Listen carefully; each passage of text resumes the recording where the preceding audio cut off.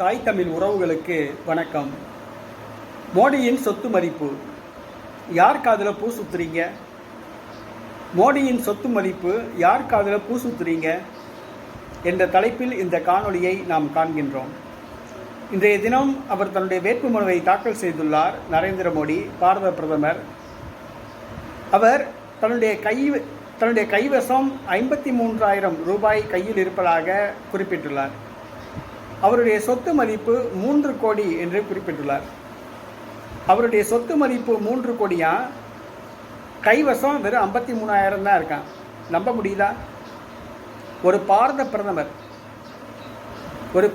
பிரதமர் தன்னுடைய சொத்து மதிப்பை வெளியிடுறாரு. கைவசம் 53,000 இருக்கு, 3 கோடி ரூபா சொத்து இருக்கு அப்படிங்கிறாரு. ஒரு சாதாரண கவுன்சிலரே 10 கோடி ரூபா சொத்து வச்சுருக்காங்க. இந்தியாவில் ஒரு சாதாரண கவுன்சிலர் 10 கோடி ரூபா சொத்து வச்சுருக்கான். ஒரு எம்எல்ஏ 50 கோடி ரூபா சொத்து வச்சுருக்கான். ஒரு அமைச்சர்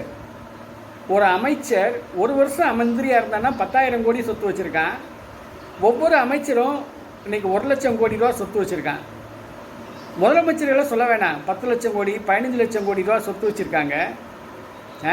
ஆனால் ஒரு பாரத பிரதமர் சொல்கிறாப்புல, தான் கையில் ரொக்கமாக 53,000 தான் வச்சுருக்கேன், என் சொத்து மதிப்பு 3 கோடி ரூபா தான் அப்படிங்கிறாப்புல. யாருக்கு அதில் பூ சுற்றுறாப்புல?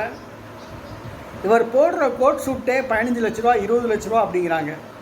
இவர் காலில் போடுற ஷூ 10 லட்ச ரூபா ஷூ அப்படிங்கிறாங்க.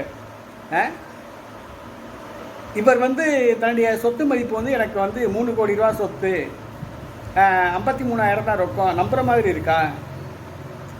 இவர் சொல்கிறது நம்புகிற மாதிரி இருக்கா? கேட்குறவன் கிணப்பையனா கேப்பையிலேருந்து நெய் வலியுது அப்படின்னு சொல்லுவாங்க. அந்த மாதிரி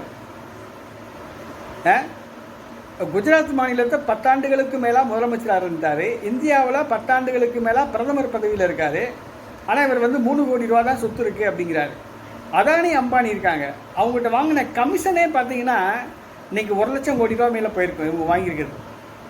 அதானி அம்பானி இன்றைக்கி அவங்களுக்கு பொதுத்துறையை தாரை வார்த்துட்டாங்க.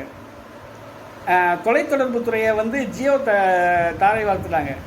நீ அதானி அம்பானி குரூப்புக்கு பார்த்தா தனியார் துறைமுகம், எல்லா துறையிலையும் தனியார் மயமாக்குறாங்க. அடுத்து சீரம் நிறுவனம், கோவிஷீல்டு தடுப்பூசி, அவன்கிட்ட 52 கோடி ரூபா லஞ்சம் வாங்கியிருக்காங்க, கமிஷன் வாங்கியிருக்காங்க.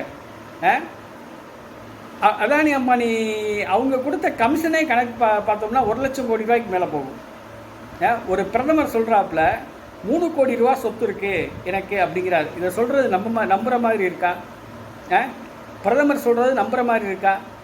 இவர் எப்படி சொத்து வச்சுருப்பாருன்னா பினாமி பேரில் சொத்து வச்சுருப்பாப்புல. இவருடைய அண்ணன் பிள்ளைங்க, இவருடைய தம்பிங்க, குடும்பத்தார்கள், இவருக்கு நெருக்கமானவர்கள், அவங்க பேரில் இவர் சொத்து வச்சுருப்பாப்புல. பினாமி பேரில் சொத்து வச்சுருப்பாப்புல. இவருடைய பினாமிகள் எல்லாம் பட்டியல் எடுத்து நம்ம கணக்கு பார்த்தோம்னா அதெல்லாம் 10 லட்சம் கோடி ரூபாய்க்கு மேலே சொத்து இருக்கும். ஆனால் இவர் கணக்கில் 3 கோடி ரூபா சொத்து, 53,000 ரொக்கம் அப்படின்னு அவர் சொல்கிறார். இது நம்புகிற மாதிரி இருக்கா? இது இந்திய பிரதமர்கள்லேயே ஒரு மோசமான ஒரு அண்ட புழுகன் யாருன்னு சொல்லி கேட்டால் நம்முடைய பாரத பிரதமர் நரேந்திர மோடி. இவரை மாதிரி யாருமே பொய் பேசுனதே கிடையாது. 10 ஆண்டு காலம் பிரதமராக இருந்திருக்காரு. நாட்டில் எந்த வளர்ச்சி கிடையாது, சொல்லிக்கொள்ளும்படியான எந்த திட்டம் நிறைவேற்றப்படலை. இன்றைக்கி நாட்டின் வளர்ச்சியை அதால பாதாளத்துக்கு கொண்டு போயிட்டாப்புல. இன்னும் போகிற காலத்தில் இராணுவத்தை கூட தனியாருக்கு விட்டுருவாங்க, ரயில்வேயை கூட தனியாருக்கு விட்டுருவாங்க. அவ்வளவு ஒரு மோசமான ஒரு கீழ்த்தரமான ஆட்சி நடத்துகிறாரு இந்த பாரத பிரதமர் நரேந்திர மோடி. இந்திய அரசின் பொதுப்பணித்துறை நிறுவனங்களை பூரா தனியாருக்கு தார வார்த்துட்டாங்க. அவங்ககிட்ட இவங்க கமிஷன் வாங்கிட்டாங்க. அதான் உண்மை. இன்றைக்கி பார்த்தீங்கன்னா இன்றைக்கி வெறும் 3 கோடி ரூபா சொத்துங்கிறாரு. நம்புகிற மாதிரியே கிடையாது. இவருடைய பினாமிகளில் பூரா பட்டியல் எடுங்க, அவங்களுக்கு எவ்வளோ சொத்து இருக்குதுன்னு கணக்கு பண்ணி பாருங்கள். 10 லட்சம் கோடி ரூபாய்க்கு மேலே தாண்டும்.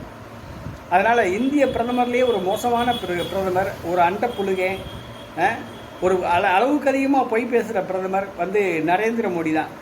பாராளுமன்ற தேர்தல் இன்றைக்கி வேட்புமனு தாக்கல்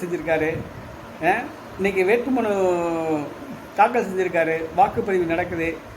வாக்கு எண்ணிக்கை முடியட்டும். இவர் பிரதமராக தொடர்றாரா இல்லையான்னு மட்டும் நம்ம பார்ப்போம். பொறுத்திருந்து பார்ப்போம்.